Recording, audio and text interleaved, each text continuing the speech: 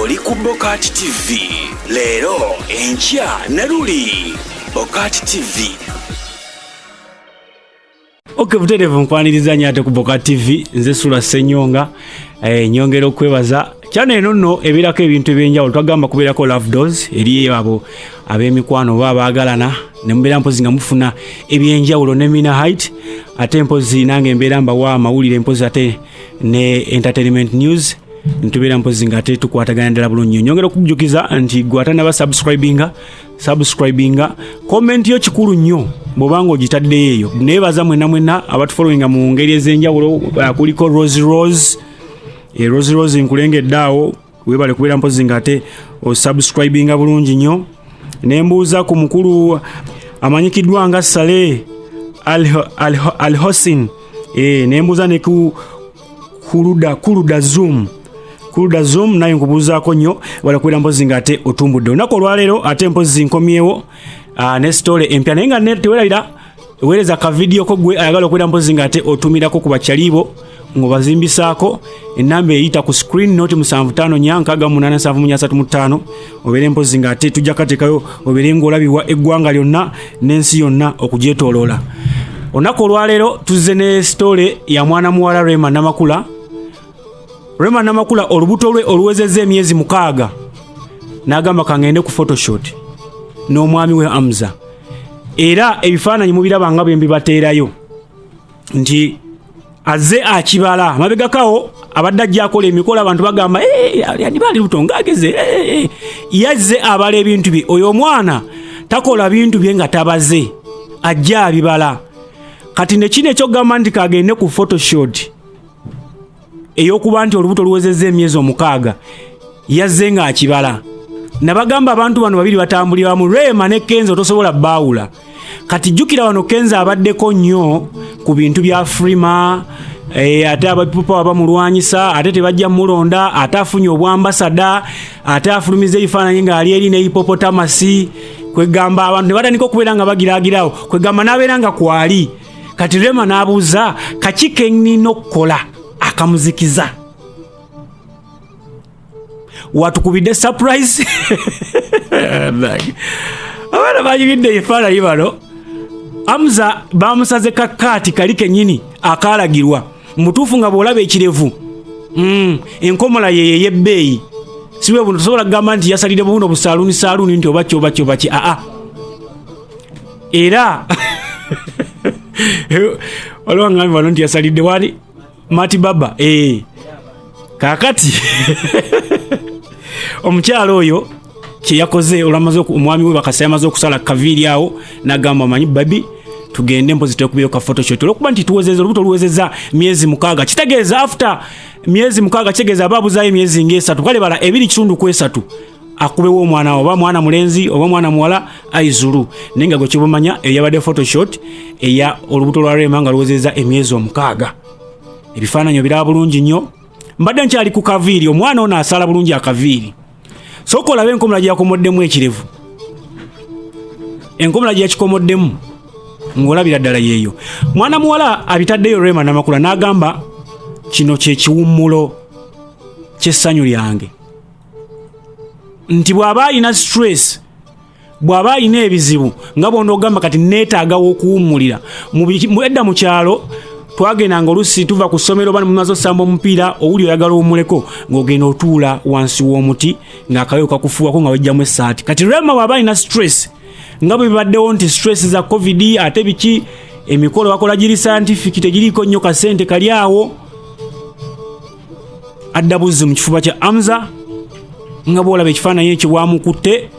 ekifaananyi ekyo bakikubye nga ekyawansi tebakifuddeeko nnyo tebaagala mulabe olubuto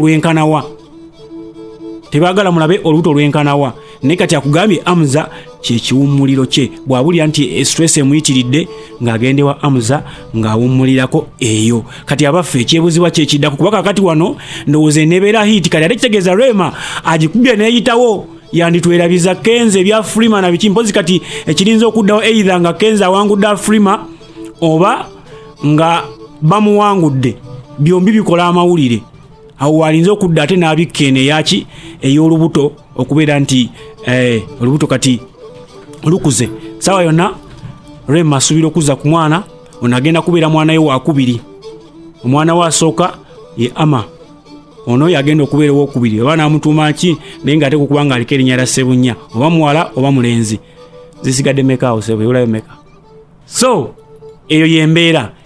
ku saidi ya Hamza tetumanyi ye baana ameka baalina kuba abasajja tebabala baana abaana beebo obeera nga olina kubajjukira alina kuba ex ba ab'enjawulo kale ate kkiriza obagaana kizibu nnyo okubeera ne ex nga tewamuzaalamu tebakulya koyini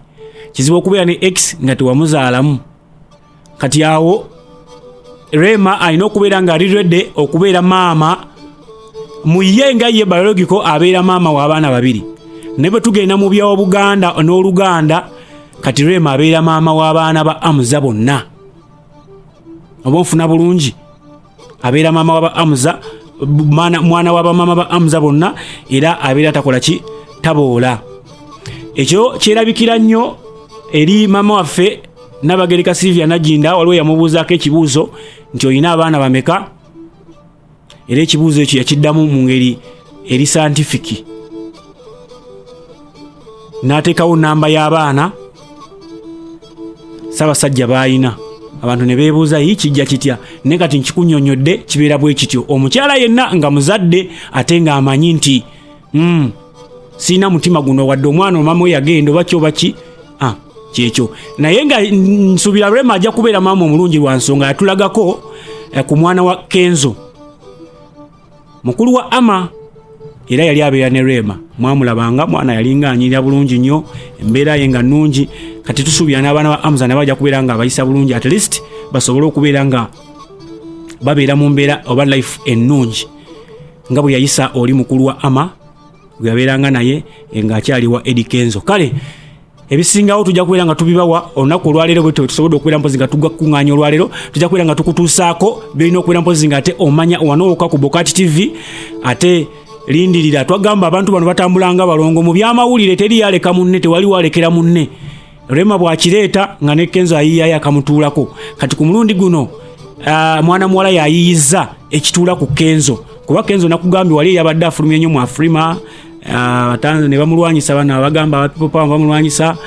ne bagamba ati simanya tetujja kumulonda kati nye nadda ku page ye natandika okubeera nga ateekayo posts ez'enjawulo kwegamba nga trendinga abaana bakola entertainment news nga bamukolako nnyo coverage ko anti jukira n'erinnya baalikyusiza kati yafunye ekitiibwa ekya His Excellency Eddie Kenzo Musuuza ambassador so kati ye yembeera eriwo Rema naye najja n'akubawo the Hamza family kale tova ku BOCAT TV nakugambye wereza ka video ko gwe ayagala okwera mbozi nga ate otumira okubuuza ku bantu bo ku noti 7548 nze SULA SSENYONGA nyongera okukubiriza okulabera ngo watchinga ka video waffe oberenga bugwa stories ozimaleyo jukira tuli mu kunoonya naffe ba subscribers tusobole okubeera nga tuyingirira ddala abali ababedde bennyini Uganda kwegamba besobola okubeera nga erowoozebwako mweke nyini mwe mutufuula kituli bwe muba temuwachinze ate embeera tebeera nnungi nnyo watchinga bwolekayo ne comment yo gwe wenna ayagaliza Rema ebirungi oteekayo wali eri munange ka comment ti munaye mwana muwala Rema nkwagaliza birungi byereere kankwagaliza okuzaala okulungi oba okusumulukuka okulungi nga bikyali edda mu Buganda tuleme kubeera nga tuyagaliza bibi nze SULA SSENYONGA tova ku BOCAT TV